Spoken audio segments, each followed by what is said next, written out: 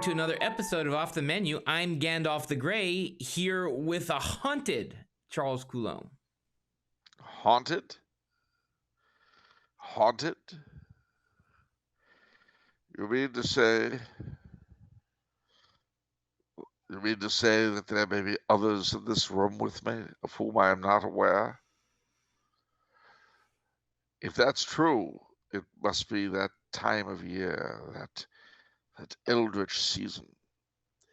It must be approaching All Hallows Eve. I see.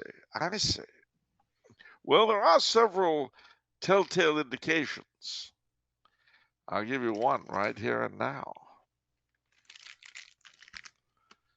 Brock's Classic Candy Corn. You bet. Bought with great expense. I've got this and 3 bags like it. Are going to serve the kids that live in my building and are in the immediate area around. Whole lot of trick-or-treating going on next Sunday. I thought you were going to say it serves the common good. It does serve the common good.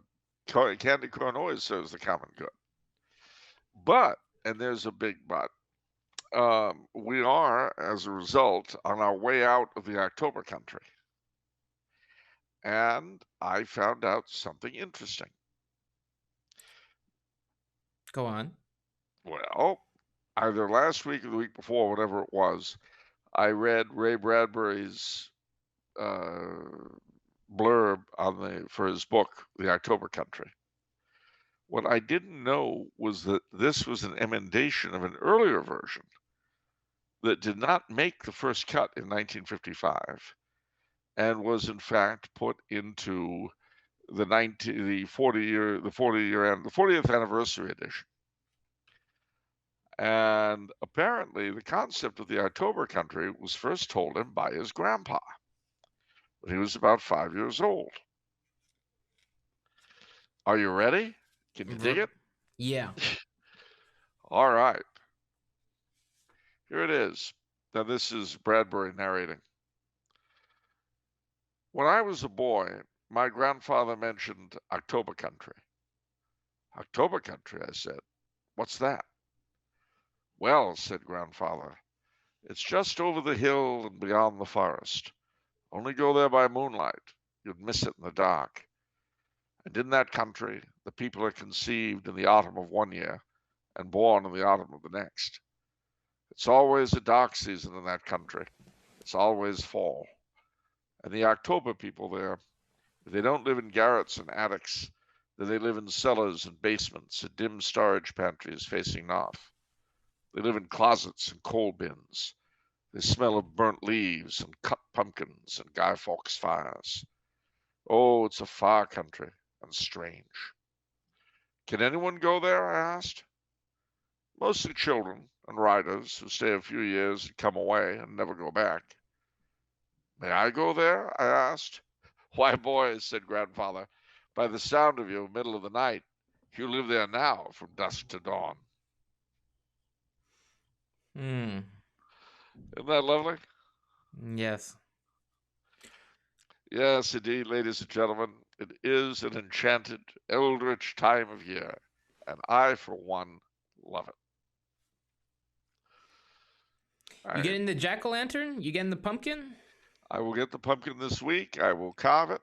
I will put it out in my hall on a chair, and the kidlets will knock on the door and say trick or treat, and I will give them their candies, liberally laced with candy corn from the States, and they will happily go off and, if they keep their promise, pray for my dad. I have a bumper crop this year once more. And, another Halloween shall come and go. And I will dress, as become my custom on Halloween, I will dress as Kim Jong-il with a North Korean lapel pin and a death's head bow tie and a big smile. I am here to destroy you and watch all of your people die. He means it in a nice way. Of course. I have loved this October. You know my affinity for pumpkin spice lattes. I love pumpkin pie. I just love everything pumpkin. This October, I've just had pumpkin everything. I've had pumpkin bagels, pumpkin bread, pumpkin muffins, pumpkin cupcakes, even pumpkin ravioli. The in-laws Okay, made but it very delicious. 2 things waiting for you. Pumpkin ale Oh, yes. That's right. and pumpkin ice cream. I'm interested. Absolutely. I'm going to write that down right now. Pumpkin ale and pumpkin ice cream. Trader Joe's has a lot of this, I'm told, and they have actually the best pumpkin ale. Where do I get the pumpkin? I guess I can just get that at any supermarket. Well, you could, or you could get it at 31 Flavors Mm. or Rite Aid. And Pumpkin coffee creamer too. I have pumpkin pumpkin coffee. coffee creamer. What used to be one of the great joys of my young life as a boy was the change in ice creams, because you could get pumpkin ice cream in the build up to Halloween, and then in the build up to Christmas, you had eggnog ice cream, Mm. which I really liked. It, in retrospect, I felt that way then, but I had nothing to compare it against. I really enjoyed being a boy. I wouldn't want to go back, but I enjoyed doing it at the time. And of course, I enjoyed being a young man. I enjoyed being middle-aged. Now I'm beginning to really enjoy the beginning of old age. Isn't that funny? Hmm. That must be nice to enjoy every era of your age. Well, I mean, the alternative is not to, which is much worse. So, I don't know. I think most people have some good, some bad, some Yeah, struggles. but in retrospect, I think the good generally outweighs the bad. I Hmm. mean, the proof of the pudding is in what you tend to remember, whether you remember the good times or the bad. And for most people, I mean, you'll find some people who just remember the garbage. You do find such people. They're generally very nasty and unpleasant people. But for most of us, we remember the good and we don't really remember the bad very much. I mean, if I think about it, I can remember the bullies in class, but it takes an effort. What I remember best are my friends, Hmm. and even the ones I didn't like. It's a funny thing when you go to reunions, uh, because how do I put this? When you're my age, you've done pretty much what you were going to do. You've gotten married, you've had kids, you've done whatever kind of job you're going to have. By the time you're 60 years old, you're looking at the end of your career, probably. Now, that's not true in my case, to be honest with you. I expect I'll die with my boots on in 5 or 10 or 20 years. But uh, for most people my age, they're looking at winding down. And that big chunk of living between, say, 25 and 60, it's interesting comparing notes with your contemporaries as to how they got through it. And the funny thing is, when you're 20, 30, 40, elementary school, high school, it just doesn't seem that important because it really isn't that far away. But when you go to your reunion, um, after everyone's gone through everything that everyone goes through, you get together once more with the people who had Mrs. Gemma's history class or hated the same awful food for lunch. And somehow it takes on a form and an importance that it hadn't had before. You knew them and they knew you back then. And you've gone through all sorts of garbage since then, generally not together. And so when you compare notes, it's a little bit like people after World War II or the Depression or some great event. They get together again afterwards and say, well, how did you get through it? The difference is, in this case, it's not how did you get through the war. It's how did you get through the biggest chunk of life and living. And of course, everyone gets through it differently. Some got married. Some got married several times. Some didn't. And it's interesting to see how the people you were young with how they dealt with the challenges of life, whether they did it more or less the way you did it differently. In other words, you end up feeling like a bunch of survivors after a war. I don't know who you're talking to, but Like the people my age. That's interesting. At my age, I kind of don't like it because it's like it's like a measuring contest. It's like, oh, how successful are you? I think for women it's probably different. It's like, oh, how many kids do you have? Oh, you're not even married yet. But see, that's because you're still in the game. As the game comes to its end, things will change. Things will differ. You don't have the competition anymore because you've already done it. Because to me, that's what's most endearing to another person, and what I don't know if I'd say enjoy hearing, but hearing their struggles, because it's going to be similar to my struggles, oftentimes. That's what you'll hear. I mean, earlier on, you're right in that everyone want to compare their triumphs and kind of, one up. Yeah. But after you reach a certain age, it's all behind you, and then you can be more honest about it. What was it like? It was hell, in some ways. I mean, it's like the old joke about making money. It takes a genius to make real money, but it takes someone who's utterly brilliant to actually keep it. So anyhow, I suppose what I'm trying to say is that this autumnal period of my life has its own pleasures. One of them being that a lot of people who annoyed me when I was younger, people I knew, not public figures, don't annoy me anymore. Quite the contrary. And that's something that can only happen with age. It's just, and the other thing too, I'm in a particularly happy spot, I think, because I can see a lot of young people who believe in the same things that I do. And I can see that the cause will go on after I'm gone, both in terms of church and state. And that's great. That really is great. I mean, I suppose I would be less happy if my beliefs were tied to things that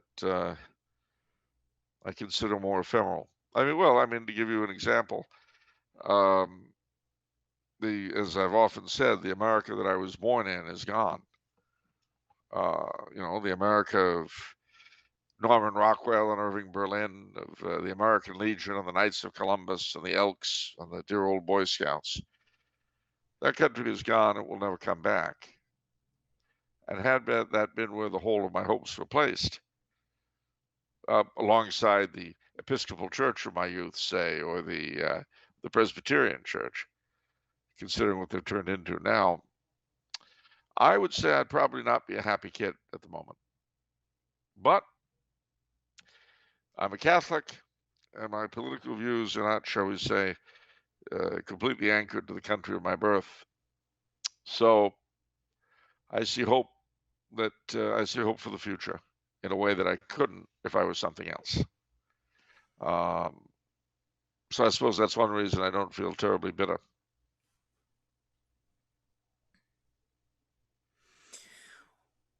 Just spitballing. Ow! Wouldn't you spitballed me? Oh, okay. Wouldn't it also be an option, mentally and spiritually, to seek to be detached from, the big picture? I suppose, but I don't know what that would be like. I mean, it's not my nature to be detached. Well, I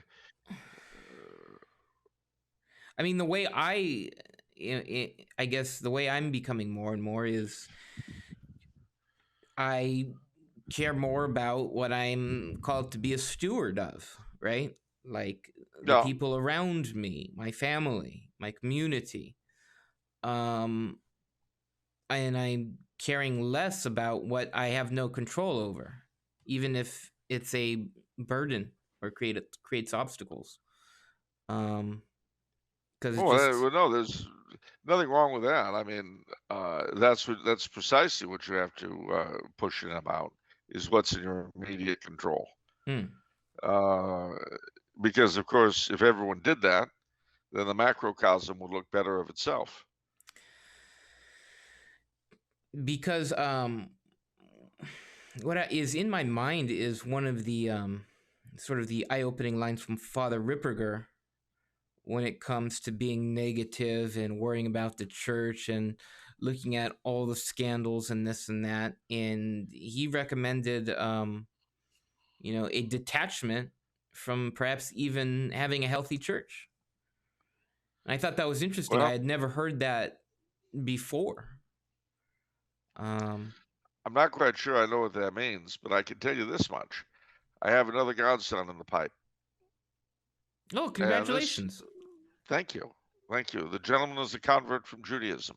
His immediate predecessor was a convert from Hinduism. So you see, I'm happy about that. And both of them brought themselves in. I didn't have that much to do with their conversions, just some. And my Danish friends report to me that there's several more converts in that particular pipeline. So I'm in the unique position, shall we say, of being connected to all sorts of different local scenes. And there are good things happening here, there, and everywhere, despite the best efforts. So, but I agree with you that you have to put your real emphasis on what you yourself are able to do. It's just intriguing to me that the nature of life is such that we're all of us able to have an effect on a larger scale than we ever could before. Well, let me ask you this, since it's thematic. Um, to what extent are we all called? No, actually, that's not true. To what extent are us laymen called to be like Barleyman Butterbur, my favorite Lord of the Rings character? I mean, he wasn't caught up Forgetful? in he wasn't yeah. Well, other than that, um, but he wasn't caught up in the battle of good versus evil. He had a simple calling. Well, yes and no. He was caught up in that battle. It's just not obviously. He played a very, very important role, a key role. And in fact, it's a role that predates The Lord of the Rings, because simply by being the master of the prancing pony, he was key to the destruction of Smaug the dragon. Well, let me reword then. How about is not be preoccupied? No, he wasn't. He was preoccupied with getting his job done. Yeah. But and with doing it as well as he could. Yeah. And he obviously was not conscious by any stretch of the imagination of the key role he was actually playing. And I think that's true of all of us. I mean, I've told you my dad's story, about the wealthy Catholic who went to heaven. Go on. You remember? Well, it's basically this very wealthy Catholic, good father, loyal husband, very devout, and he put an awful lot of his millions into building churches and schools and libraries and sending missionaries overseas and hospitals. I mean, it was really amazing. And then he came to die. So he appears at the pearly gates. St. Peter looks over the paperwork and he says, "Well, you're a devout and faithful Catholic. You're an exemplary husband and father. You were very generous to all and sundry with your wealth, which, incidentally, we see that you earned quite honestly. You were always very, very above board in all your business dealings. So you're in, you know. And the fellow says, "Well, that's great, that's great. But listen, St. Peter, I'm kind of curious. What was my biggest triumph? Was it the churches I built? They were great. We really appreciated them. The hospitals, the libraries, the schools, much appreciated, each and every one of them. The missionaries I paid to send overseas, very, very good stuff, and a lot of great fruits. We're very grateful for all of it. St. Peter, you're holding something back. I want to know, what was my greatest single triumph on earth? You really want to know? Yes, I wouldn't ask otherwise. All right, I'll tell you. The other stuff was great. But do you remember when you were 14 years old and you were standing on the corner of Hollywood and Vine, and that car pulled up, and the driver rolled down the window and said, "Hey, kid, do you know how to get to Sunset and Gower?" And you told him, and he got there right on time, and everything worked out precisely the way it was because you told him exactly when and how to go. The other stuff, much appreciated, very important, it all played its own role. But that was your shining hour of triumph.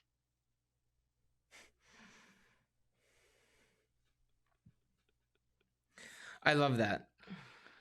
Yeah, me too. And there is actually truth to that on a worldly level too. I don't know if I'd say worldly, but like when it comes to your words, in what you say to other people, sometimes you think that it's like, oh, I'm really going to hit a home run when I say this, or I'm really going to have an impact or something, or you have things that you feel are important to say and you say them, right? But then, several years later, you talk to old acquaintances and they bring up things that you thought were inconsequential, but they ended up having this enormous impact. And I was like, wow, Yeah. I didn't even think of that. If you even remember having said and done them. Yeah. Which shows you, I mean, we're all playing a sort of game of blind man's buff. We don't really know. We do the best we can, one hopes, but we don't know the real results, which is probably just as well, because if we did, I'm sure we'd screw things up. So, we mean well. It's just the whole doing well piece that gets difficult. But it is the glorious season of Hallowtide. Hallowmas is almost on us. That's another name for All Saints. Obviously the beginning of the festive portion of the year is upon us. It'll go Halloween. Here in Europe, of course, St. Martin's Day, Remembrance Day, Armistice Day, Veterans Day, we call it in the States.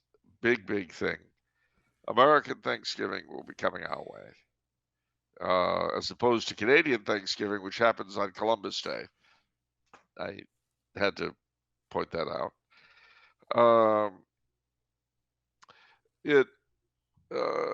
It's all building up toward Advent and then Christmas.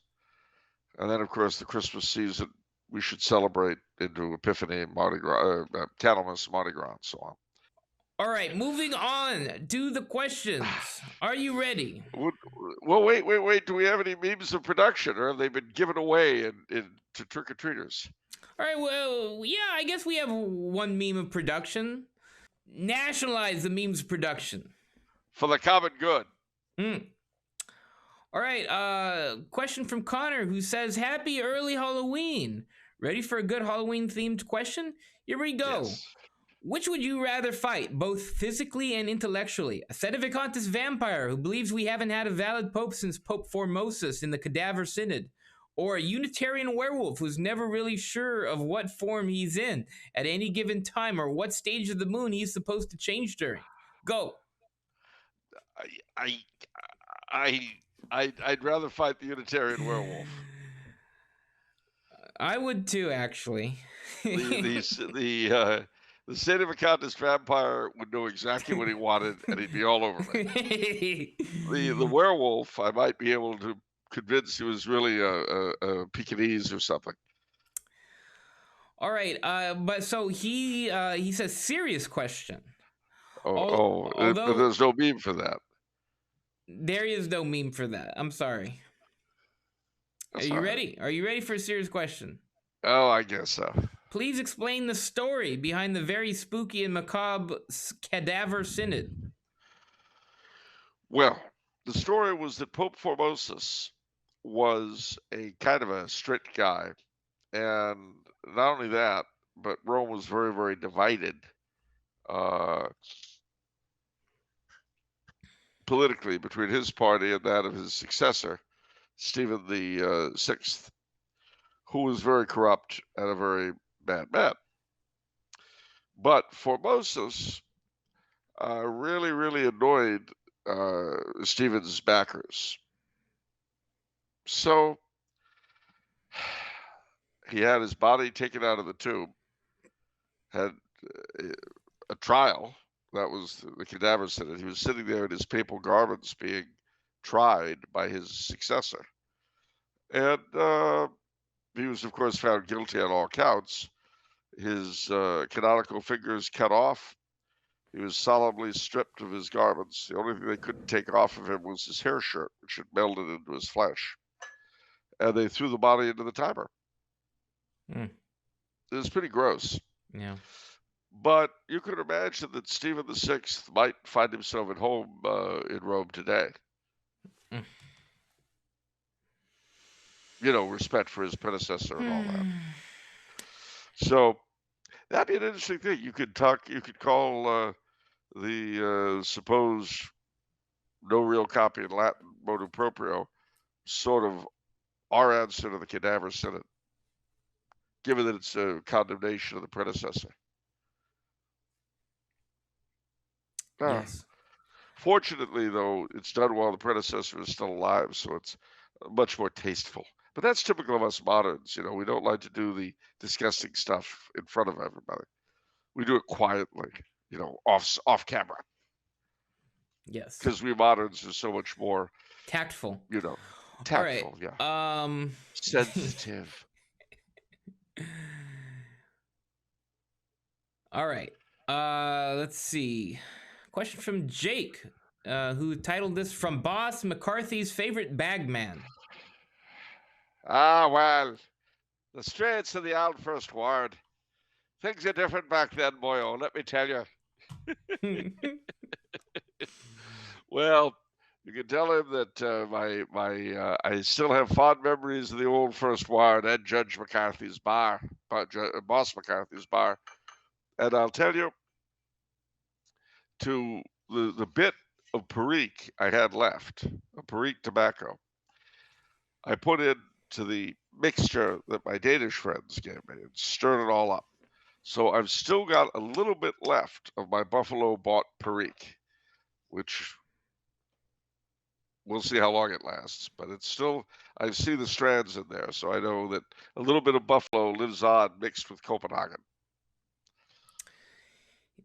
So Jake says, "Greetings to Sir Charles and Don Vincenzo from sunny Buffalo, and the Buffalo in the mean streets of the old First Ward.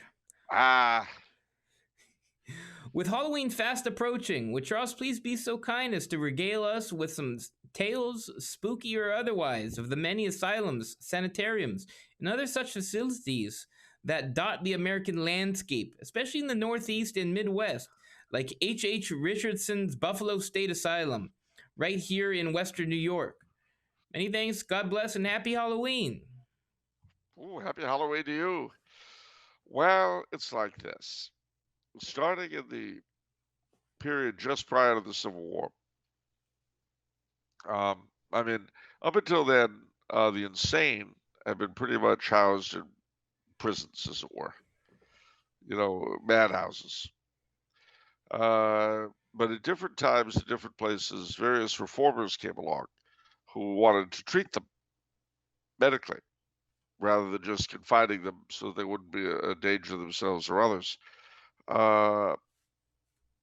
And the result was the birth at different times of a series of state madhouses to which you would be sent. Now, these things lasted into the 1960s, and they became a byword for mistreatment and all that, which was not necessarily warranted, because a lot depended upon the sanitarium itself, like any other institution.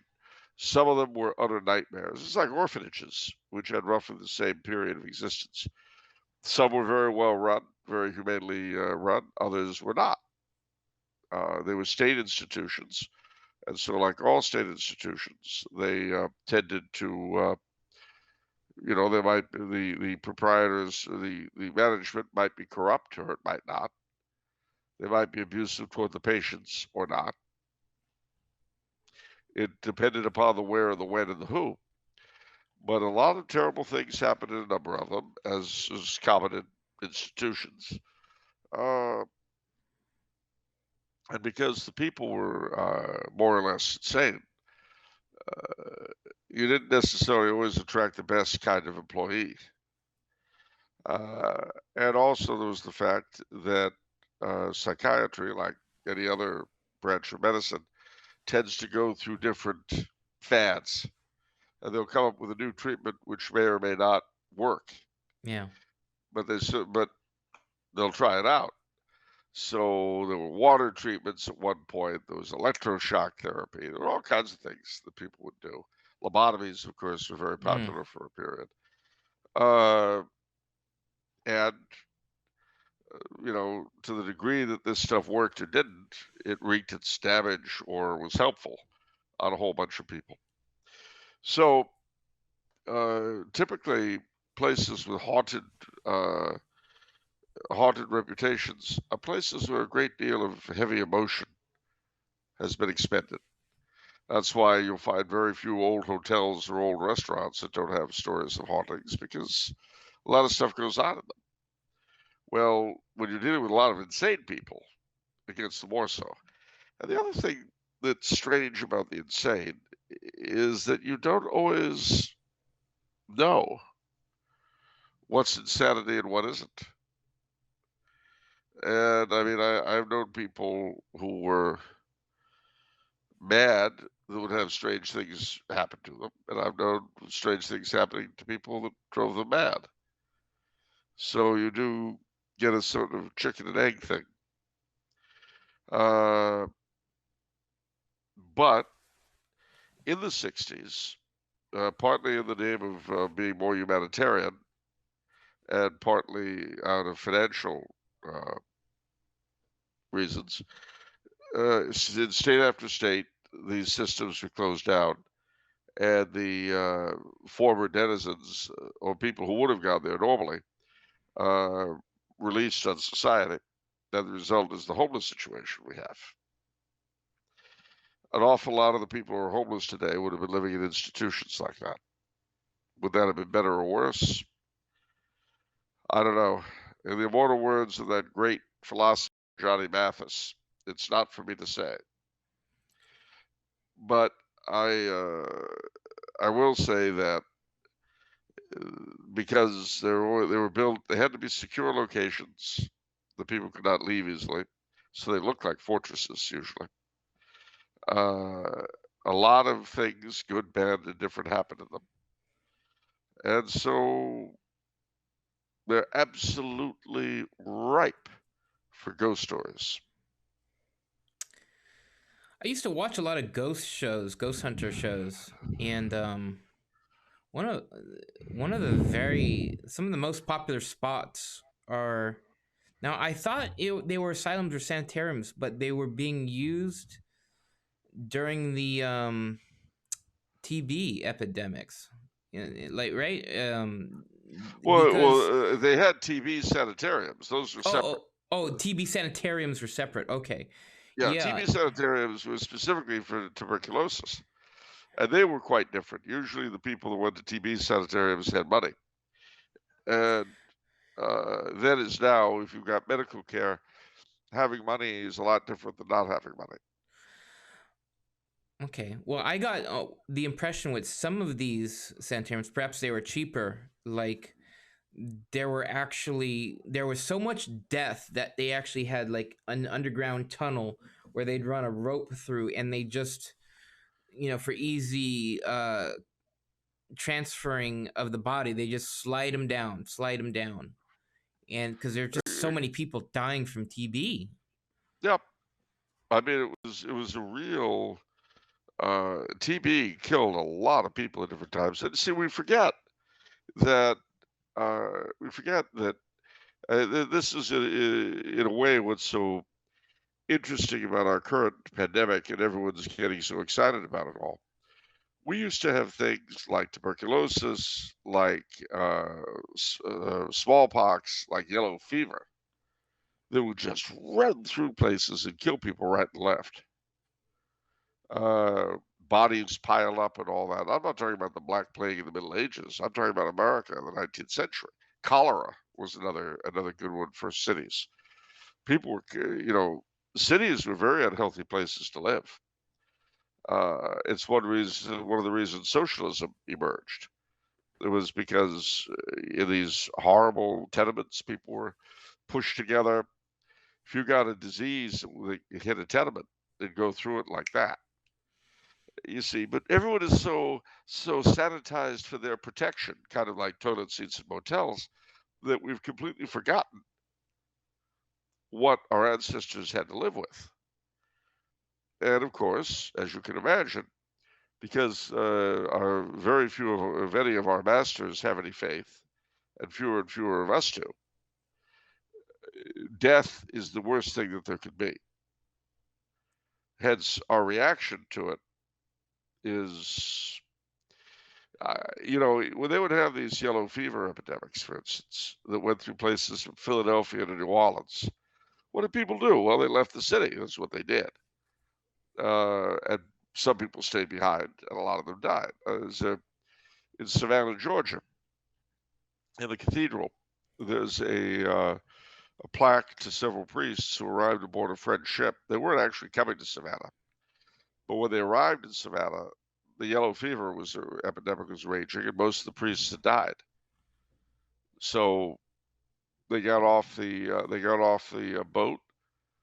They went to work, and they died. That was the way people did things back then. I mean, decent people. Similarly, in 1867, I think, or six, in Lago Albano, which was the big resort town near Rome, there was an outbreak of cholera, and the mayor and the city council fled the city. Interestingly enough, the royal family of Naples were vacationing there. They'd already been driven out of their home country, and they stayed to help the sick and the dying. The Queen Mother died; she caught it, but the other members of the family soldiered on. And then the Pope sent in the papal zouaves, some of whom caught it, most of them did not. But they put the place to rights. They cleaned up the bodies. They set the hospital going and all that. And this, as I say, was after the city government fled for fear of catching it. So, they didn't have any of our means of dealing with this stuff. They just dealt with it, and then the survivors buried the dead and moved on to other misadventures. That was how it was, and we forget that. One of the things I've realized is that people remember wars and they talk about them. They don't tend to talk about pandemics once they're over. I mean, my brother and I were discussing this with all of our elderly relatives who remembered either or both World War or the Depression. They'd all lived through the pandemic of 1918 and, knew people who died, but they never talked about it. They talked about the wars, talked about the Depression, never talked about the Spanish flu. We forget. Frankly, I never think about the Hong Kong flu. I lived through that. I only think about it now in comparison with with what we have going on at the moment. So we forget our ancestors were tough people. All right. All right. So another William, as a question, he says, how did puritanical beliefs infiltrate traditional Catholic circles about things like Halloween and Santa Claus? As Catholics, how can we fight this error? Well, by laughing at them, number one. But part of it was the intense Catholic desire when we first got set up in the English-speaking United States to be respectable. They dismissed us as superstitious and so on and so forth. So we felt the need to prove otherwise. And as a result, we've tended to accept their rationale quite a bit. But it's important to remember that Halloween was brought here by the Irish and the Scots primarily. They were the ones who brought the celebration of Halloween to America.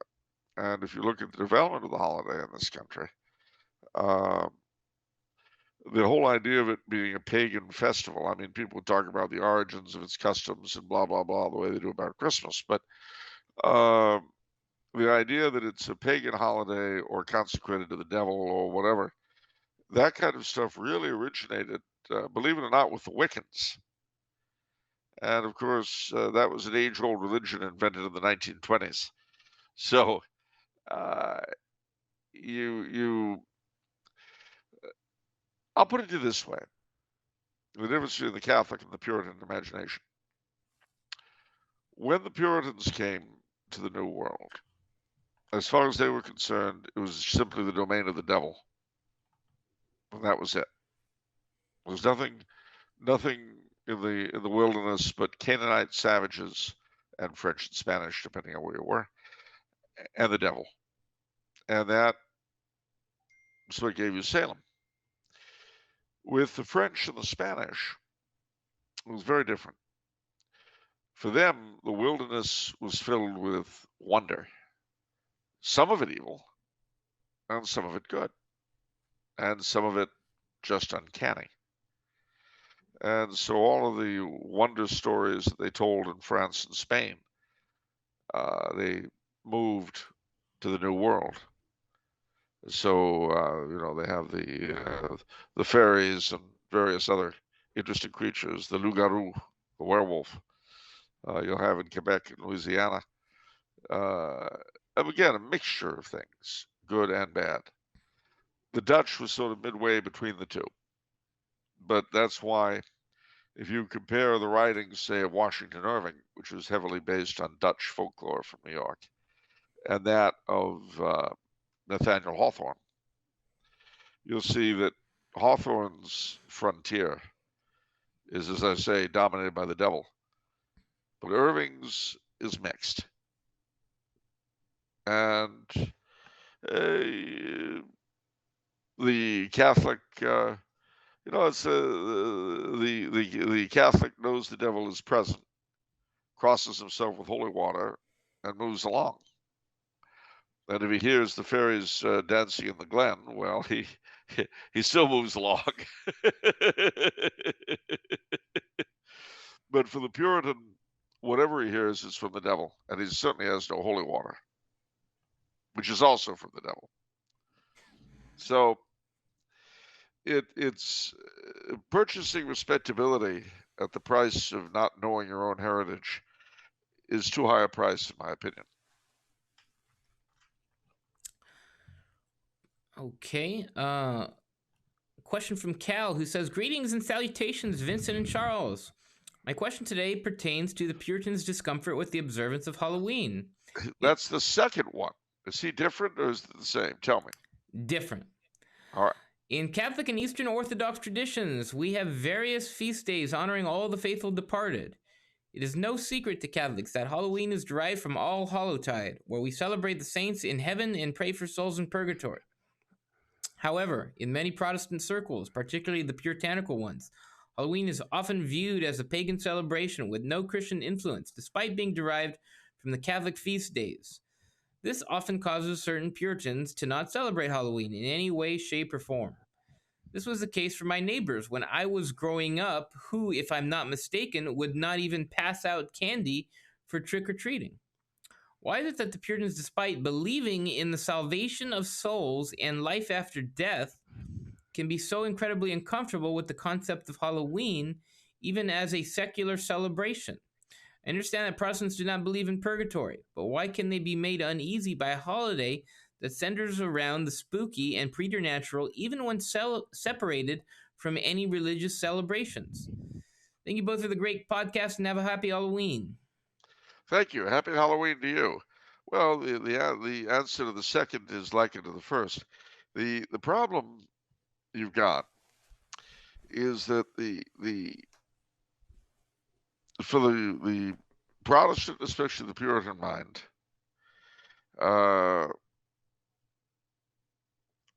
they're basically, there's no room for saints. There's no room for purgatory. There's only God and the Bible on the one hand, and everything else is evil. That's why, I mean, I've heard Protestants, and this is not a majority opinion by any means, let me point it out, but the fact that they could say what I'm about to say is kind of appalling. But they talk about Our Lady, I saw a pamphlet, Our Lady of Fatima, the Catholic Queen of Hell. It's the school of Protestant thinking, again, not a majority, that sees that Catholicism mere paganism because we use candles and lights and holy water and all these, the sacramentals. The sacraments themselves are considered bits of paganism. It's pretty messy. So, as far as they're concerned, since prayers for the dead don't do the dead any good, as far as they're concerned, the dead are at this moment all in either heaven or hell. And if they're in heaven, they're not coming back because they don't believe in saints, appearing. If they're in hell, then of course they're in hell and they're awful, so we want nothing to do with them. The whole Catholic notion that souls in purgatory might want help, and the whole Catholic notion that evil can be defeated with material objects like water and metals and so forth. There's no room for that. What's the obstacle in Protestant theology that prevents them from believing saints in that way? Well, because they don't believe in the intercession of the saints. They believe that the saints basically, they go to heaven and that's it. They're there and they just hang. Yeah, but why? I don't know why. It varies from group to group. I mean, that doesn't make sense to me. That they can't intercede. No, I don't understand. The whole notion of the intercession of the saints is foreign to most Protestant theologies. But there's no basis for it.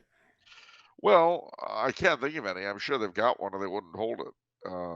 But it's not something I can honestly say I've studied. If only we had Bill Zook here, he would tell you chapter and verse, great detail.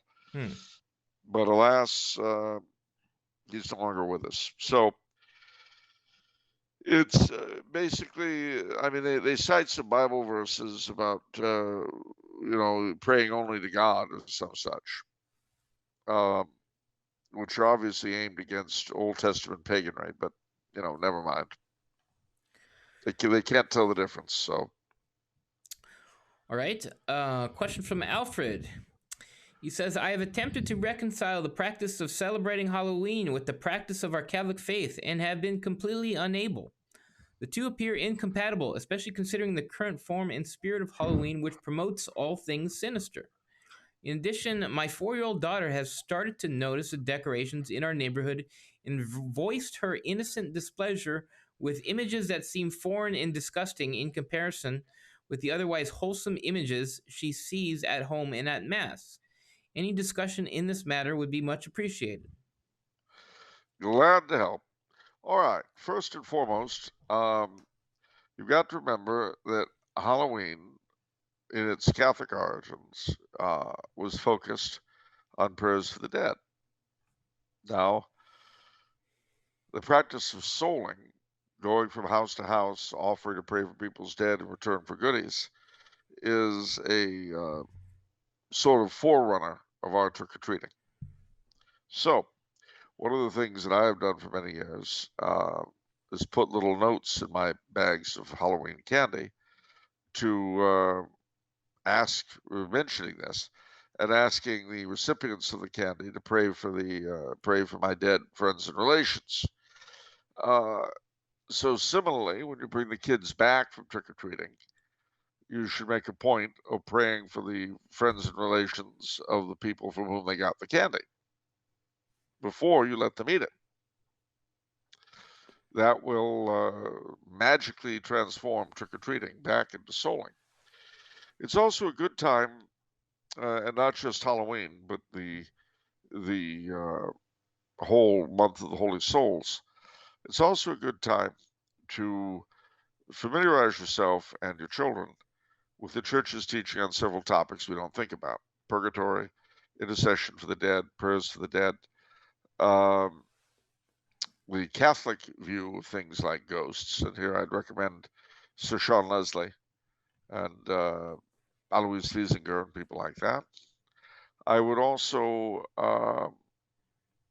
I'd also recommend very highly that you teach them about the devil and about the use of Catholic sacramentals like holy water, St. Benedict medals, and so forth, in driving off the dark, and exorcisms and all the rest of it. The fact that is that the Church does have a teaching on this matter, and this time of year is the best time to learn about it. It's also why you can tell them about this, if depending on their age. We don't do seances, we don't do Ouija boards.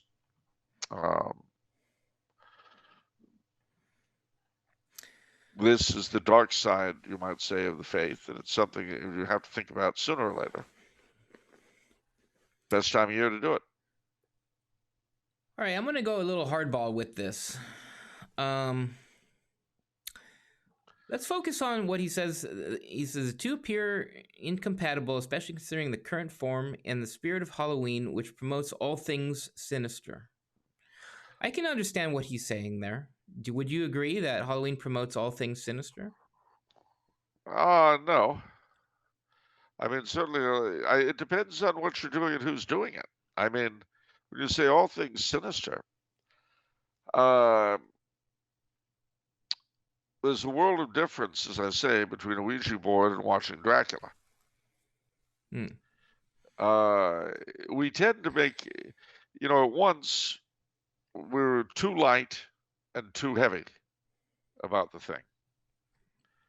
We put too much weight on it in some ways and not enough on others. I say not enough. We put too much weight into it because we take it too seriously. We don't put enough weight on it because we don't use the obvious opportunity it gives to study up on the things we've just touched on. What people tend to do is, no, we'll have nothing to do with it because it's all evil, and then not bother learning about the things I've talked about, which is the worst of both worlds. I'll turn it around. I'll play hardball, and I'll say, if your upbringing of your child, I'm going to say something really awful, but I don't care. One of the things about Halloween, presuming that you're not invoking the devil in the ruins of the old sanitarium, it's fun. It's enjoyable. Trick-or-treating is neat. Carving the jack-o'-lantern is great stuff. Bobbing for apples, much better than bobbing for French fries. Costumes. Now, mind you, you want to wear tasteful costumes. I've seen some of these really how would bizarre... you handle the gory aspect, like Freddy Krueger? Some of the really... I'd skip all that. Yeah, but I think that's what Alfred is talking about. He's, they're seeing these sinister things, and I think they're... Well, that kind of thing I'd skip entirely. I mean, again, you've got to as with everything else in the civilization we live in, you've got to reclaim it for yourself. Yeah. You've got to cut it back.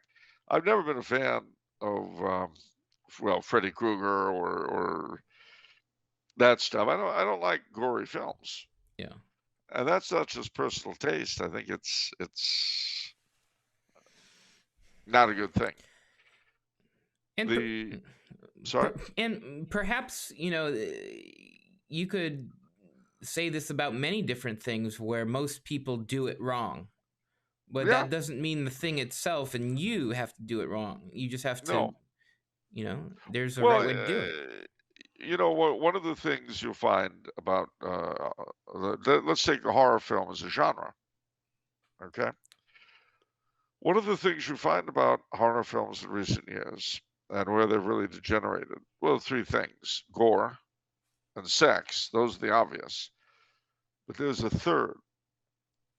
And the third is that good has ceased to have power in horror films. The cross no longer repels the vampire.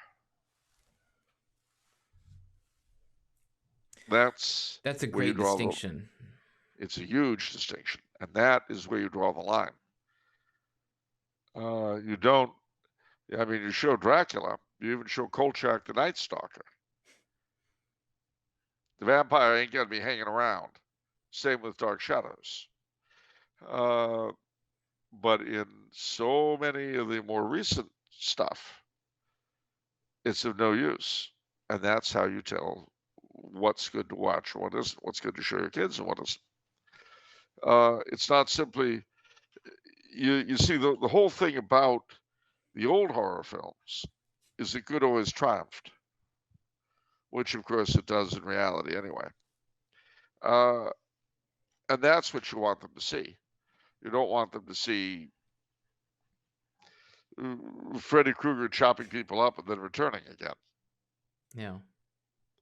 I mean, if it didn't have such graphic stuff, I'd say The Exorcist would be a good film, but I wouldn't, because of its graphic nature, I wouldn't show it to kids. But it certainly does have good triumph in the end, and that, you know, I knew William Peter Blatty very slightly, talked to him a couple of times on the phone, nice fellow. But before he died, would you believe he led a what do you call it? A petition drive to the Holy See to restore Georgetown's Catholic identity? He was a Georgetown grad, and it was while he was in class that in Georgetown, they learned from a Jesuit the story that became The Exorcist. Only it was a boy, it wasn't a girl. But see, this is what I mean. When you look at Halloween entertainment for the kids, it should either be purely amusing, or if it is dark, it should always show the triumph of good. I mean, that's why I wouldn't show any of the more recent Draculas, because the church has no, the cross of the church have no power. And of course, it's interesting too that just to show that things were going down in their way then, in the 1932 version, the cross repels him, but in the book, it has to be a crucifix. So, you know, nevertheless, I would look at it. Of course, when you're looking at something like It's the Great Pumpkin, Charlie Brown, come bloody on. Are you really going to have a fit about that? Yeah, my neighbors have the pumpkin, really cute Charlie Brown pumpkin Halloween decorations. It's really nice. Yeah, I mean, you know, this is what I mean by, on the one hand, not taking it seriously enough, and on the other hand, taking it too seriously. You see what I mean? Yeah. And as I say, there should be the element of fun. And I mean, it's true if you throw a Halloween party for adults, have a good time with it. But No Ouija boards. Okay, question from Miranda. Yep. She says, I was wondering if Charles could talk about the inclination of many Catholics to dismiss Halloween celebrations entirely as pagan, heathen, and unhealthy. It is, of course, undeniable that many secular celebrations of Halloween are awful. But I'm of the opinion that trick-or-treating and remembering death and hell are among the most Catholic traditions alive in modern culture. We need to take the wins where we can. We have 3 days here to remember 3 options in the afterlife. And over my dead body will I forget in baptism that isn't my only option. I enjoy having a little fun celebrating that fact. I find this season and the spooky side of Catholicism to be a great opportunity for discussing the importance of one's immortal soul. What are your thoughts? Yours. Couldn't have said it better myself. I mean, yeah, absolutely, positively. This is the time to do it. I would certainly, I would certainly do so. Yeah, I wrote a book recommending Catholic books. Or did I say I write a book? I wrote an article recommending books for Halloween, and to me, one of the commonalities of it is, it reinforces the battle of good versus evil, kind of in the same what you were saying. I mean, you get that from Sean Leslie's Ghost book, The Endless Knot by our friend William Biersack. Darkness Did Not. And then I recommended Father Morth's his exorcist books, which I felt were very powerful. I think there are definitely ways to enjoy and celebrate Halloween as a Catholic. All right. Absolutely. What else we got? Question from Michael, who says, Halloween hello to Mr. Franchini and his ectoplasmic eminence, Sir Charles. Wow. Ectoplasmic. Wow. I feel like I've been conjured up by what's her face, Whoopi Goldberg and Ghost. I don't even know what ectoplasmic means. That's just like I thought that was just like a fake Ghostbuster term. No. Ectoplasm, according to the spiritualists, who a religion that started in the 19th century and centered on seances and talking to the dead and all that.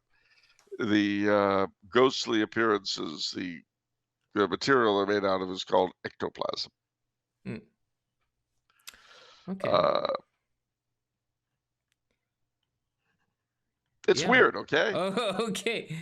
All right. Michael says, I have often heard you speak of and promote Sean Leslie's Ghost book, and I'm curious to know if either one of you has read Father Herbert Thurston's book, Ghosts and Poltergeists. Thank you for all you do to keep Catholics informed, educated, and entertained. Well, I have. I have some reservations about Father Thurston. Oh.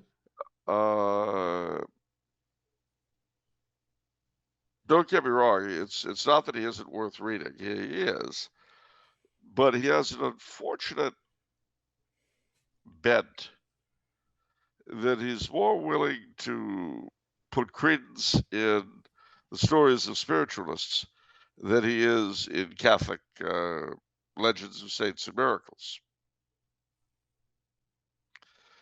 A very good dissection of him will be found in A Good Man to Bring Up This Time of Year, Father Montague Summers' foreword to the Malleus Maleficarum, in which he really analyzes, not to say roasts, Father Thurston pretty well. So I have that caveat. Mind you, it's not that you shouldn't read Thurston, but you've got to keep in mind he's got this weird, when it comes to strictly Catholic stuff, he tends to be very disbelieving of the miraculous, of the later miraculous. Not entirely. Like he dismisses the Holy House of Loretto in his entry on it in the Catholic Encyclopedia, which shows he hasn't read a lot of the literature. This is one of the things Summers brings out about him. I see. That having been said, he does, deal with some interesting stuff and bring up some interesting points. But since we've touched on it, I might as well mention the bizarre and strange Montague Summers, who, of course, wrote about ghosts and vampires and werewolves and witches and everything that goes bump in the night. Uh, he was kind of an odd guy, to say the least. And a But his priest. A priest. priest, an odd priest with an odd background. But his scholarship was pretty sound.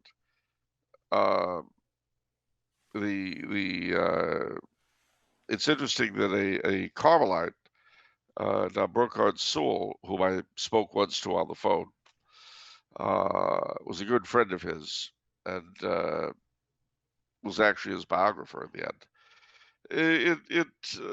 You know, Summers is also worth reading. He wrote a lot, but again, it's interesting to me that his least known book, however, had nothing to do with demons and ghosts and so on.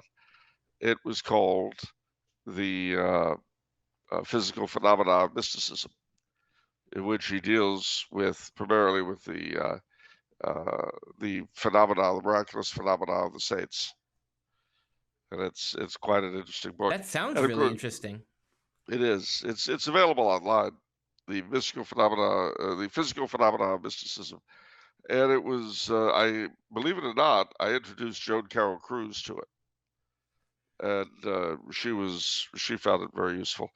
The other thing, of course, was that he translated and wrote a very useful foreword for Sinistrari's Demoniality, if you're into the elves and fairies who are supposed to be hopping around this time of year. And I suppose I have to say it, because you see it all the time. I've got to do it. What?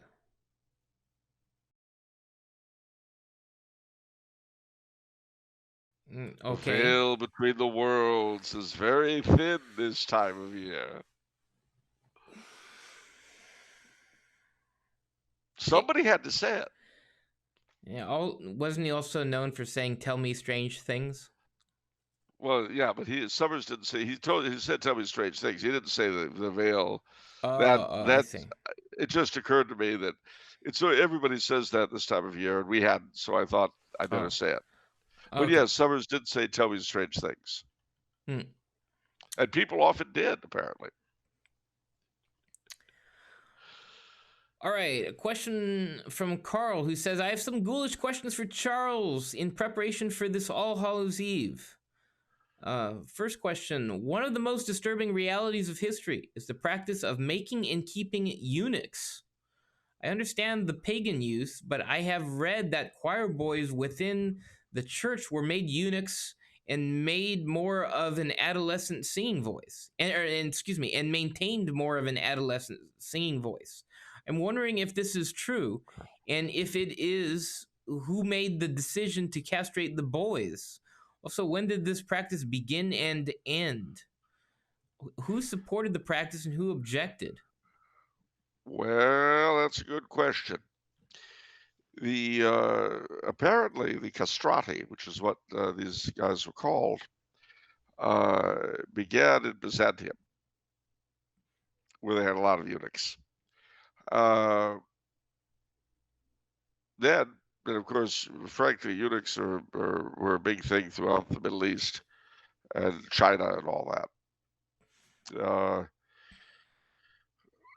They found a way in musical use to Italy in the 1500s, and for a time became very, very popular because their voices were frozen at a certain time in adolescence. They never changed, and they had a much wider range than either men or women had. Childish vocal cords, and one of the things about the lack of testosterone was that it increased their rib capacity as they grew. So they just had a bigger and more bizarre range than anybody else had.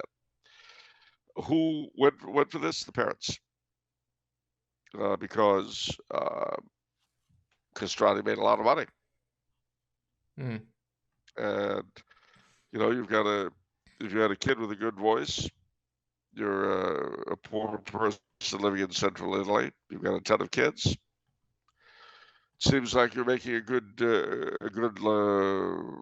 choice for their further career. You won't have any grandchildren out of them, but they won't starve. Not my idea of a good time, that's for sure.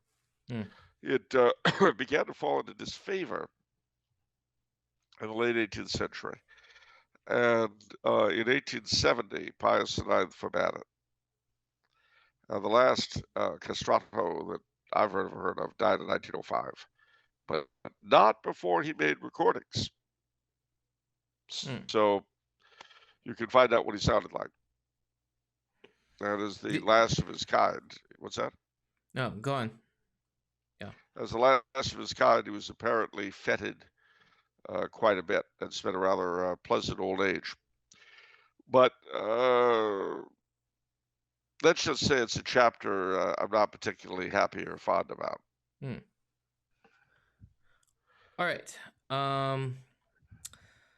Being Eastern Orthodox, we regularly have memorial services at various intervals after one's death, such as 40 days and each year.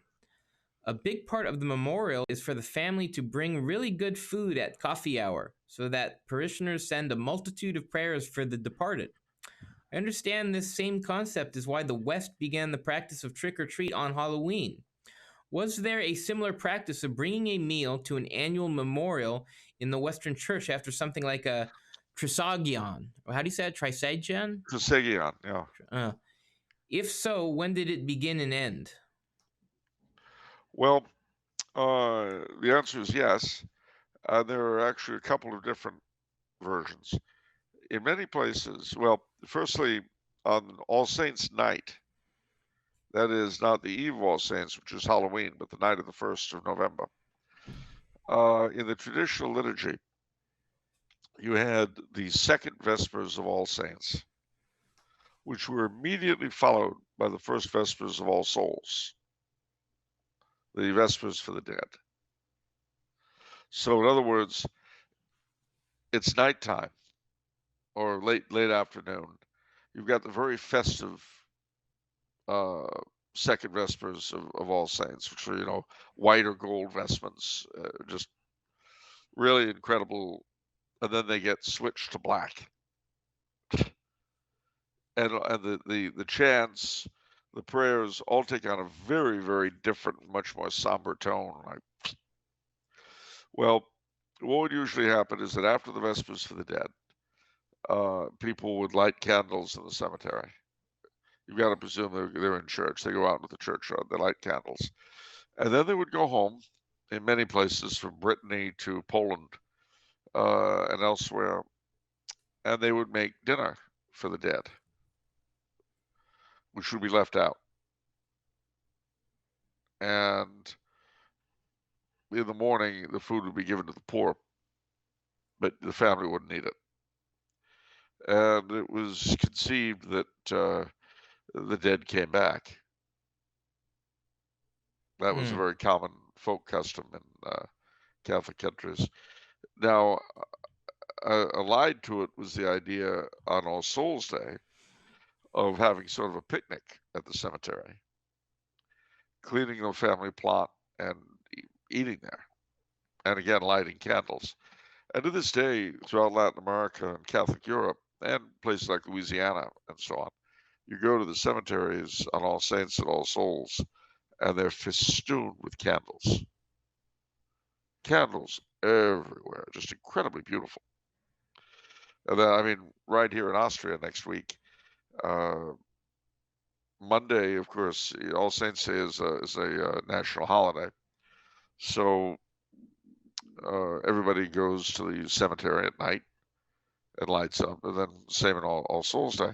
So for the next week, the candles are going to be everywhere in the cemeteries, and you'll see in some places food.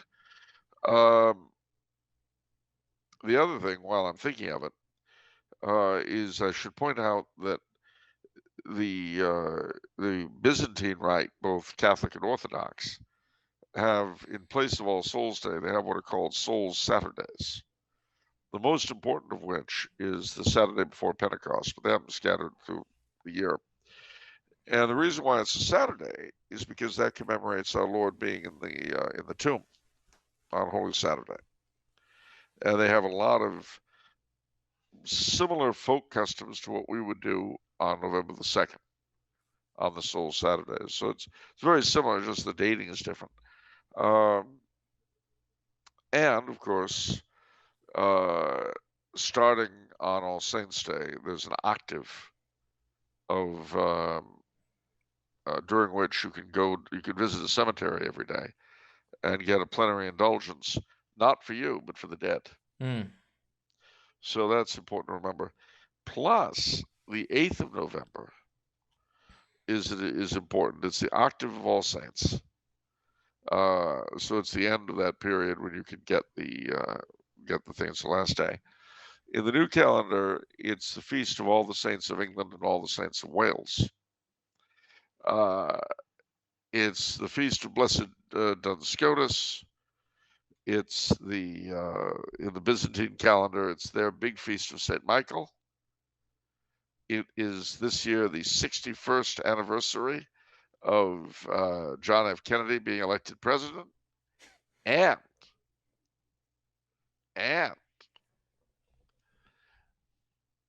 that's it, though, isn't it? No? No, it's my 61st birthday. Oh, that's right. Yes. Now, there's something else that's coming up, though, the day before, November 7th, which this year is a Sunday. It's Founders Day for the Knights of Peter Claver. So when you go to Mass on Sunday, November the 7th, ladies and gentlemen, be sure to remember all the Knights of Peter Claver around the country and across the globe. And remember us all in your prayers. And remember the order in your prayers, that we always stay true to what our founders had in mind for us. And wait, there's more. November the 3rd. Now, you're going to be seeing our next broadcast, ladies and gentlemen, on All Saints Day. So I probably should keep this in, but I'm not. November the 3rd is St. Hubert's Day, the patron of hunters.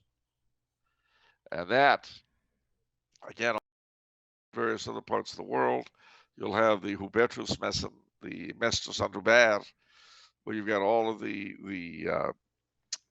trumpeters of the hunt in their red coats and so forth at the Mass, and the blessings of the hounds, the blessings of St. Hubert's water and St. Hubert's bread. And, they make a real ceremonial out of it all. So if you like hunting, your feast day is coming up. Be ready and be prepared. A hunt. All right. Final question for the episode is from French guy number 1. He says, has Charles ever had a paranormal experience, seen or heard a ghost, or witnessed something he couldn't explain? And if he is comfortable doing so, could he tell us about it? Well, I mean, I couldn't explain last November's election, but I think what he has in mind is something more bizarre. And yeah, I think I've told this story on the show before, but it's the good Halloween story, and it certainly tells a tale. Oh, it's not that exciting. Stay awake, Gandalf. Stay awake. I should have said that to you last episode. Excuse me, sir. Sleepy time, I Charles. was tired last episode. Oh. I was on the march for life. Oh, okay. Then you get a free pass. That's right. You don't get nothing. So there. Okay. No, basically, well, let's see. How do I tell this story? I have a couple of second cousins. No, they're not second cousins. They're first cousins once removed, i.e. they're the children of a first cousin of mine. They're very good friends of mine, apart from being relatives, a good deal younger. boy and a girl. And at the time of our story, they lived in Greenwich Village in New York. And our story is about 9 years ago now, I guess. Now, what makes this story so very bizarre is that there were 3 of us. And at every family gathering since then, the story gets told again because somebody hasn't heard it. And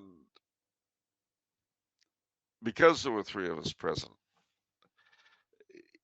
it's not really been possible for any of us to kind of reinvent what happened in our own heads.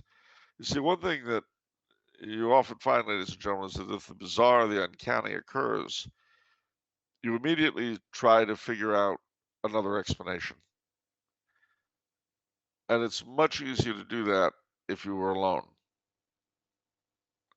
Unfortunately, when there are several other people present and you all saw the same thing, it makes it much harder to disprove. So here is the tale.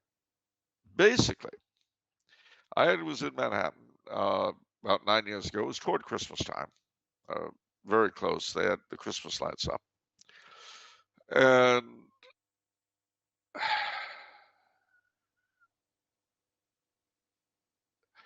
well, my 2 young cousins, as I say, they were living together in Greenwich Village. She then is a PR lady for a New York firm. He had just gotten out of Princeton and was to support himself. He wasn't quite sure what he wanted to do. So what he was doing to support himself was translating things in and out of Japanese. Brilliant guy.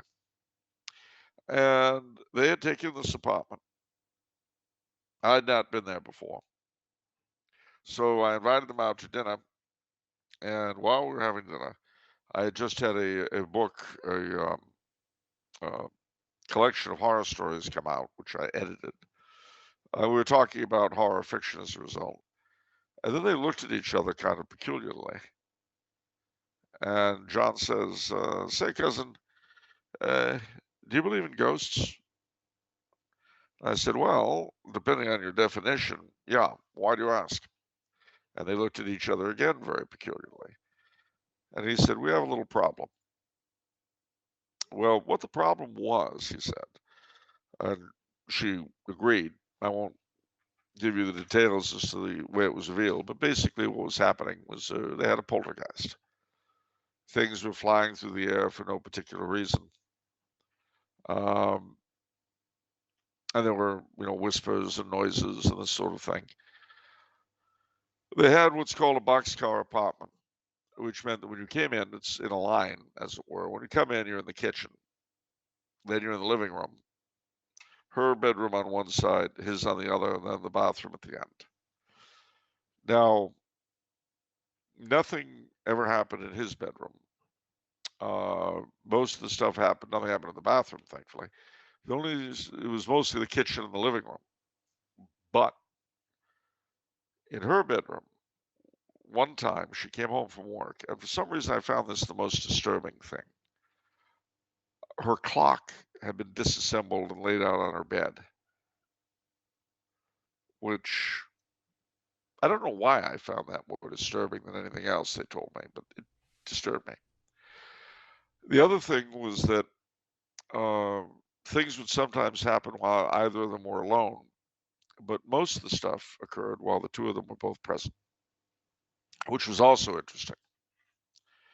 So I said, well, I'll go back to your place. Let's see what we have. We'll check it out. So we went back. And we sat down. And I declared that if there was anything there that ought not to be, I commanded it to make itself visibly present by all the most holy names of God. And several things happened at once. I'm going to show you something now. It's a recent development. Hold on.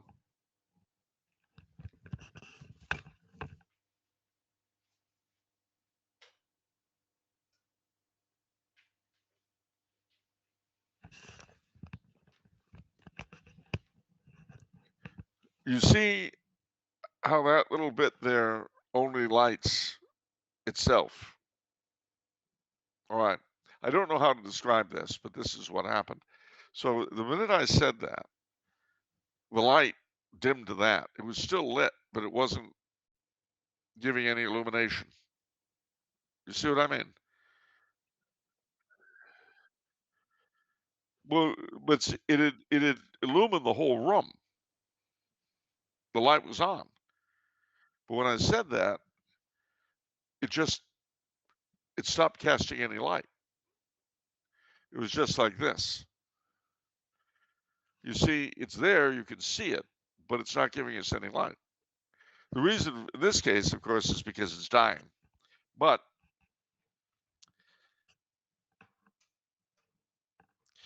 at that point, it got very cold. This all happened at the same time. The light went to that, it got very cold, and then what appeared to be about a silver dollar sized light started flying all around, like as though someone had a flashlight, which, however, no one did. I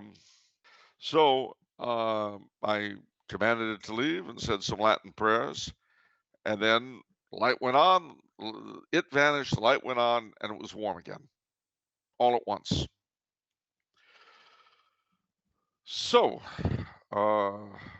John was kind of rocking back and forth, going, "It called when you came. I'm sorry, it came when you called. It came when you called. It came when you called." And I was feeling pretty overwrought, I can tell you. But I knew both that it could doubtless hear, and so I couldn't, for their sake, and in dealing with it, I couldn't act as I felt, which was scared out of my wits. So I looked at them and I said, "Well, kids, you have the spiritual equivalent of a roach infestation. So here's what you'll need to do. Tomorrow," I said, "go to Our Lady of Pompeii, which is the nearby church, and get some holy water, which you should have here anyway. Sprinkle it all around, beginning to end, the whole apartment. One of two things will happen. It will stop or it will get worse. If it gets worse, you'll need to have the priest in to bless the place, which you should do anyway, and you don't have to tell him why. One of two things will then happen. It will stop or it will get worse. And if that happens, then you're going to have to tell him what the story is and ask him to exorcise the place. It's much easier to get a place exorcised than a person, but he will have to satisfy himself that there really is something preternatural going on. Although from what we've just witnessed, I don't think he'll have too much trouble. So I bade my farewells, and I walked back toward where I was staying. And of course, as soon as I was out of there, I could,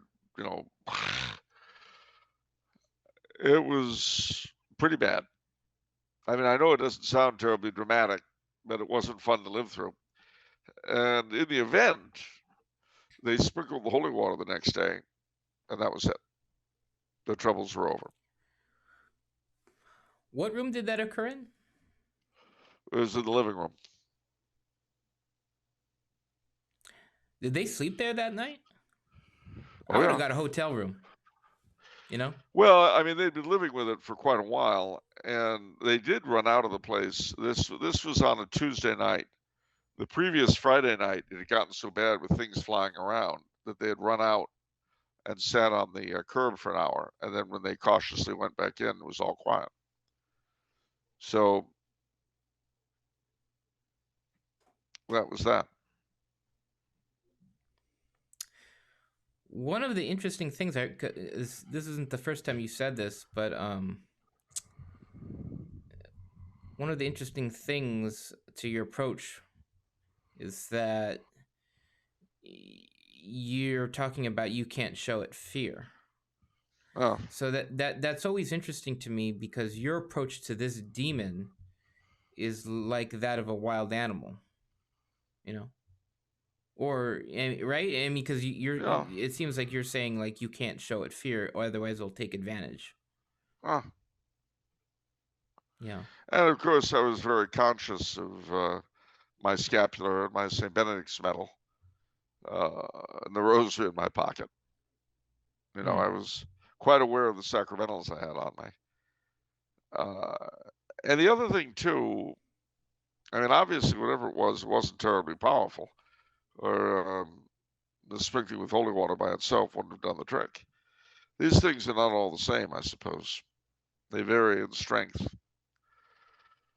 But whatever it was, and again, I have to emphasize, I didn't feel anything. You know how you'll have all sorts of psychic people tell you, oh, I felt this or that. I didn't feel anything like that at all, except cold. But that was physical. Yeah. My reaction was purely to the external things going on. And it was very unpleasant. Again, it doesn't sound like much, but it was exceedingly unpleasant. And my reaction is also similar to yours in terms of hearing about the clock being intelligently sort of picked apart, dissected, and just laid on the bed calmly. Because that's like, I imagine that scene playing out, and that just gives me goosebumps, you know, just like, because it's this very intelligent thing taking its time, just intelligently picking apart this clock and setting it on the bed, and it's almost as if it's still there, you know, just kind of bored. Going to weird you out on purpose. Yeah. No, you know, and again, as soon as I was out of there, I started trying to reassemble what had happened and pick it apart. And I couldn't come up with anything really convincing. But as I say, having spoken with them several times down through the years about it, you know, we all remember the same stuff. And it's not a fun thing. Not a fun thing at all.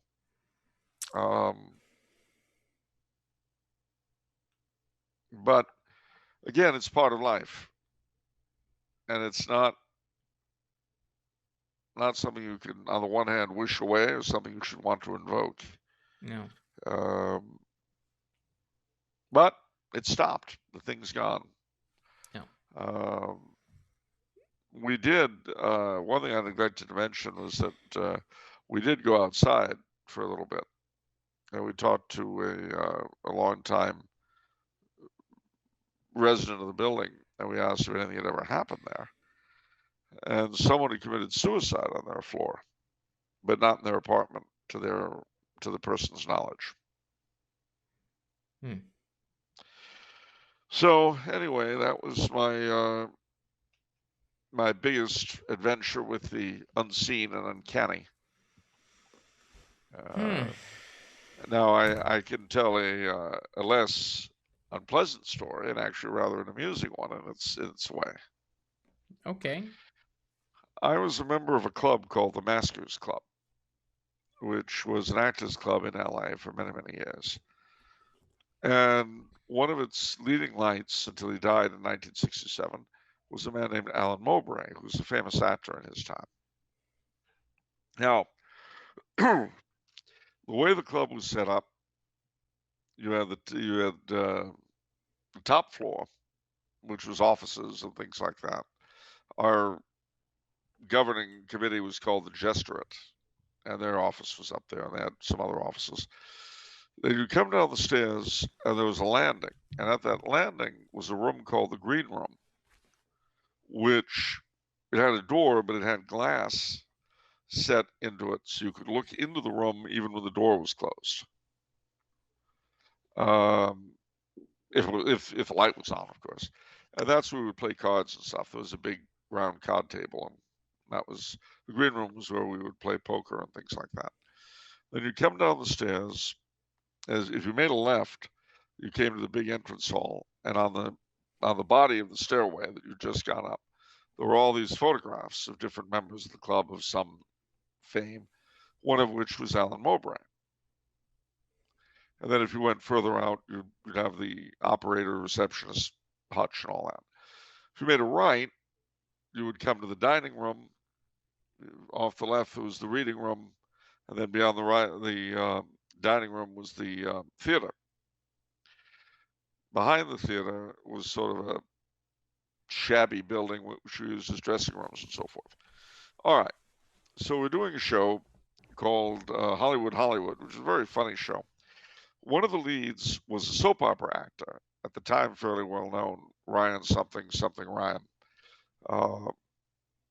Another actor was also called Ryan something. One of them had it as his last name, the other had it as his first name.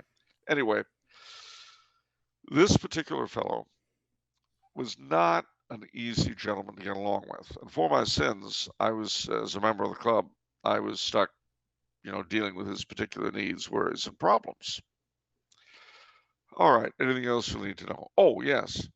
Alan Mowbray was popularly believed to be the ghost that haunted the Maskers Club.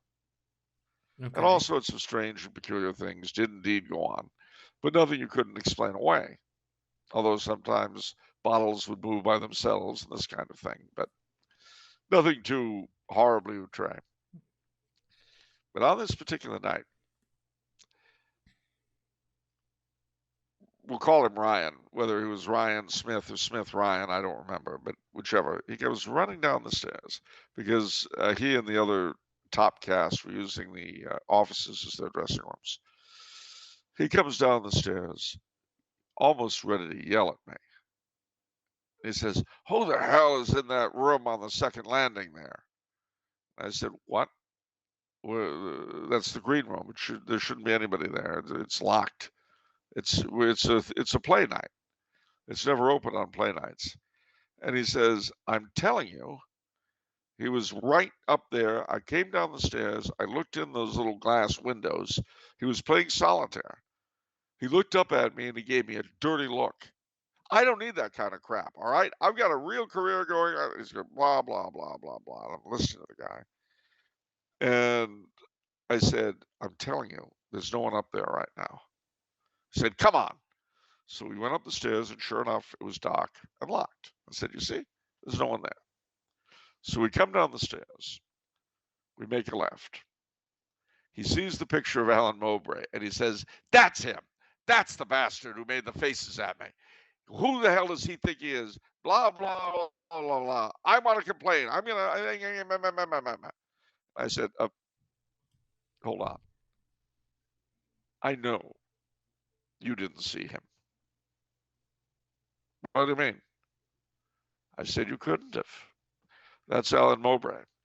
He's been dead since 1967. I don't think you saw him. Do you?"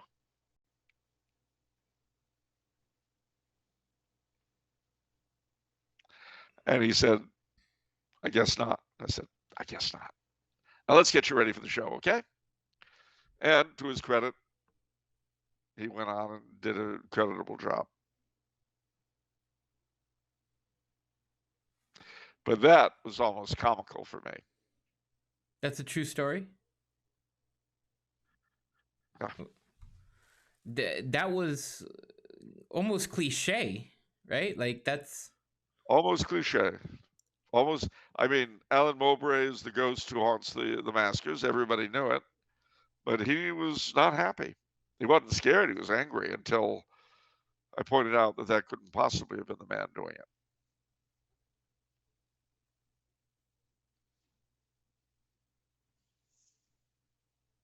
Wow. And then it was my turn to be all smiles, "Oh, it really couldn't have been Alan, could it now?" But I will say this much about Alan Mowbray. He was one of the leading English Catholics in the film colony in those days. He haunted me, as it were, at the Maskers. I joined the LA Breakfast Club only to find he was a co-founder. I joined the Newman Club of Los Angeles only to find he'd been a member. And if that weren't bad enough, I went to a funeral at Holy Cross Cemetery and bumped into his grave. So, Are you serious? yeah. Out of all the So, graves in the world, and then you bump into his grave. so if you're listening, Alan, happy Halloween. How come you've never told that story on the show before? That is quite a remarkable story. Yeah, it is. I hadn't thought of it. That's all. It's Well, the thing is, the story with my cousins, it was such a miserably frightening thing. The Mowbray story is just kind of fun. I mean, I'm sure it wasn't fun for Ryan What's it Ryan, but it was fun for me because he was so annoying, and he always had been. wow. I mean, it was just, let's put it this way. I was more put out with his prima donnaing than with any apparition from beyond the grave. And at that moment, it just seemed like Alan was giving me a little bit of help.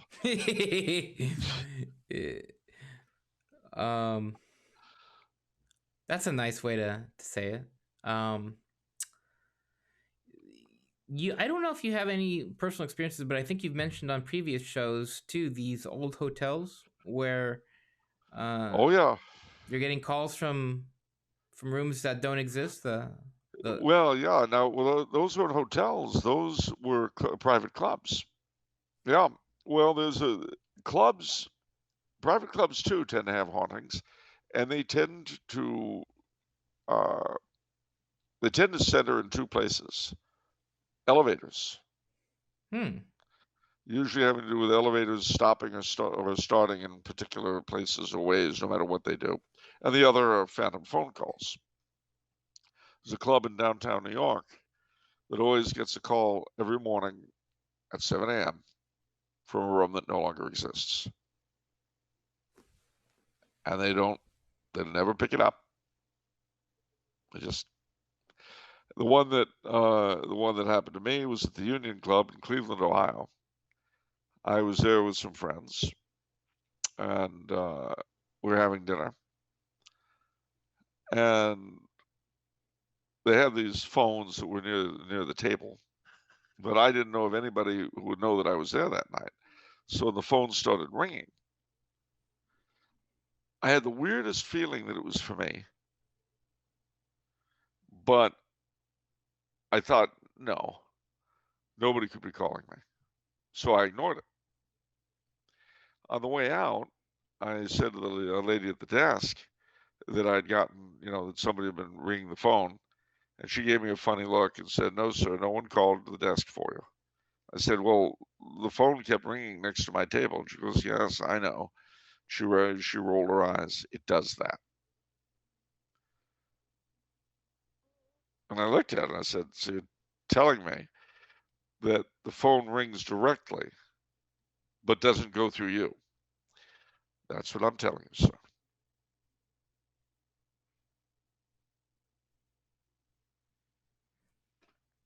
I don't like that story. You should What's have that? picked up. I don't know what would have been on the other end. Probably nothing. And that, I mean, in terms of stories of that. So, now there's another uncanny tale for you: the Lexington in St. Paul, Minnesota, which is an old restaurant. It's a speakeasy in the 20s, and a friend of mine named Ben was living there then. He's actually from D.C., but he was living in St. Paul at the time. And so we went out to the Lexington, and the bar was here. There was one banquette along one wall with tables, and then each table had a big chair. And there was this wooden screen right here. And my chair was, back against the left leg was back against the screen. Okay. Because I'm like this. And Ben is sitting over here. So the waitress comes along, and before she comes up, I said, all these old restaurants and hotels, they've always got ghost stories. But if you just ask if they're haunted, half the time they'll deny it. The trick is to lure it out of them. He goes, "How are you going to do that?" I said, watch. The waitress comes up, and I said to her very conspiratorially, I said, so what's all this about the ghost? And she says, oh, so you know about that. And I said, well, what have you heard? She says, well, I'll tell you. Sometimes when it's a little later than it is now, but not much, and when there's fewer people than now, but not many fewer, we'll hear like it sounds like they're throwing things around up in the office. But then you go running up and everything's fine. It's all well. I said, well, that's pretty peculiar. Says, yeah. And off she goes. So Ben and I are sitting there chatting, and then we hear the sounds of things bumping around in that upstairs office. And I said, oh, come bloody on. And I jumped up. I ran up those stairs. I opened the door, and there were a bunch of guys moving stuff. And I laughed, and I said, ha, I thought it was the ghost, ha ha. And their faces dropped. And one of them says, well, we often do hear stuff flying around up here. But as you see tonight, it's just us moving things. And I said, yeah, well, okay. So I go back downstairs. I sat in my chair, looking at Ben, and I said, well, no ghost. It's all nonsense. There's nothing haunted here at all. It's fine. And then the back of my chair was kicked, and I pitched forward. But there was nothing there. There was no one behind me. And I sat back. And Ben says, Charles, in the future, could you wait until we leave before you start ridiculing the ghost? I said, yeah, I think I can do that. How come that didn't freak you out? How come some of these other encounters don't freak you out as much as the one with your cousins? I don't know. They just don't. With that was pretty freaky. The others were amusing in a way. And also they were sort of attributable to other things. I mean, at the maskers, I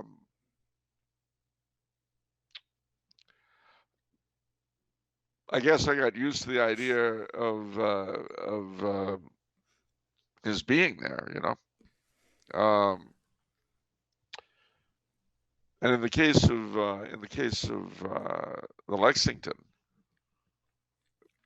it was just a weird pitch forward. It didn't. But the thing in their apartment was weird and hostile. You know what I mean? I mean, Alan Mowbray was the idea that he was haunting the maskers has been a part of folklore for so long that you lived with it. And whenever anything strange happened, you just figured it was Alan having fun. You got used to it, I guess, is the best I can put it to. And then the thing at the Lexington was so brief. Frankly, I found the phantom phone call weird, and I was always kind of happy I didn't pick it up. The only out of my store of personal experiences, the only other one that I can tell you is bizarre and uncanny, believe it or not, was at the SSPX chapel in Athlone, Ireland. The Society of St. Pius X. This is a weird tale. They had acquired a former Church of Ireland military chapel in Athlone, which is in Central Ireland. After the British left, it became a billiard parlor, and then they got a hold of it. And what they had done, it was shaped kind of funny. It had a small chapel, a hallway that had offices on either side, and then the big chapel. So the small chapel they'd been using for mass, while they put a lot of effort into the big chapel. And for instance, they had an altar that was made by the father of Patrick Pearse, famous Irish liberation hero. And it had been thrown out of some church or other, so they rescued it and set it up there. It was that kind of thing. So, one night after Mass, I was with the priest and a bunch of other people. We were in a group of us in the hallway closer to the small chapel. We couldn't see, I mean, we could see part of the big chapel, but only part. And I'm talking with them, and I'm not really paying attention. I mean, I'm paying attention to my conversation.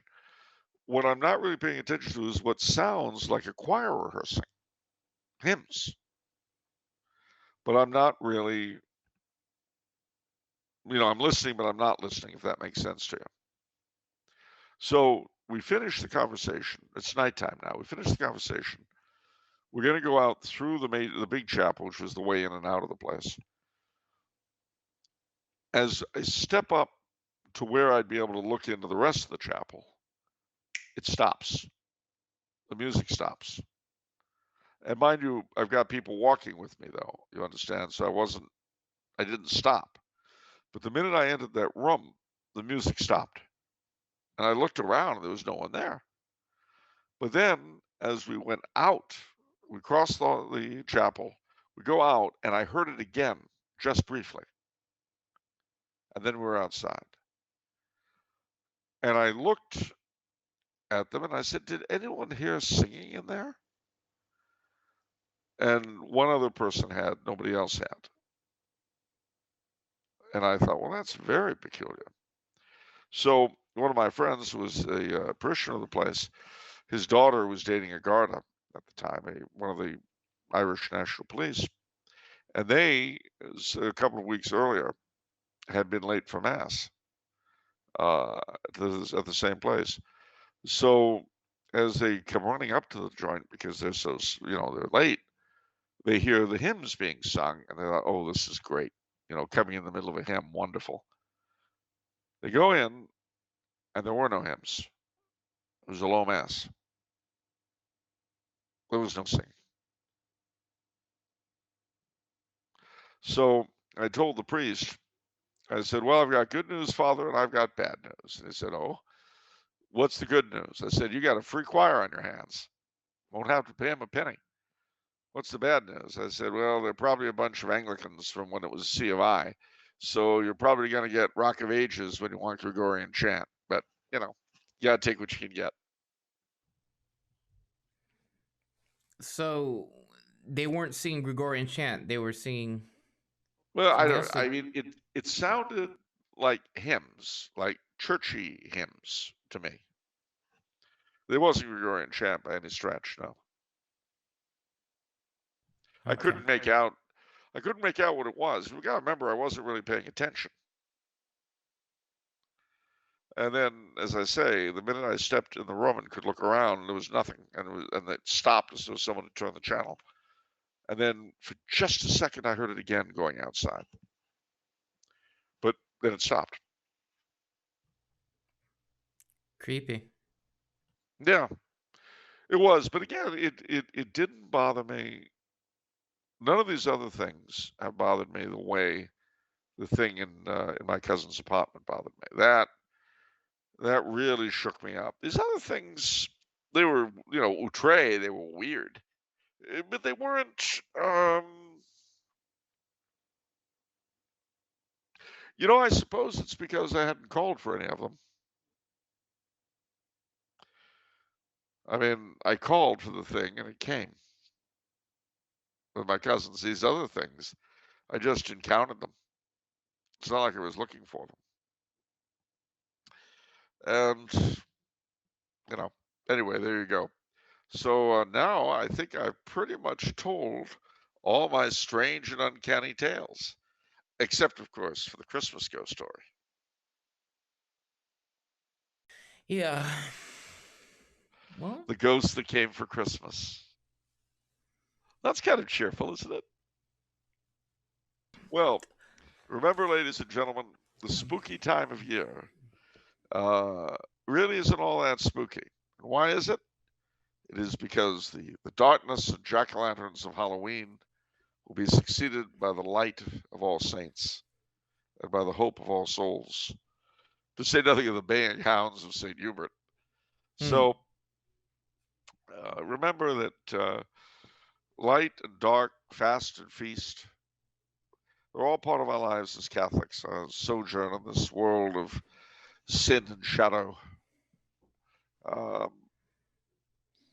I hate to quote Johnny Cash, but we're all just poor wayfaring strangers, wandering through this land of woe.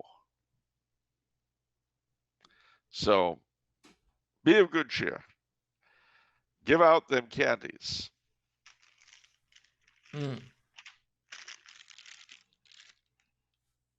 Is this product placement? Yeah, absolutely. Excellent.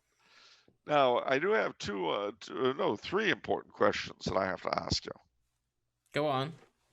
First, have you invested in any of the Thanksgiving turkeys yet for the company feast? No. No. I have to buy them before Halloween? No, you don't have to buy them before Halloween. You just got to be thinking about them. I'll have you know that Lydia is putting on a big deal with the secretarial pool. And you know what that is? What? For the company Thanksgiving feast, there's going to be a stuffing recipe competition. Okay, that's great. That's wonderful.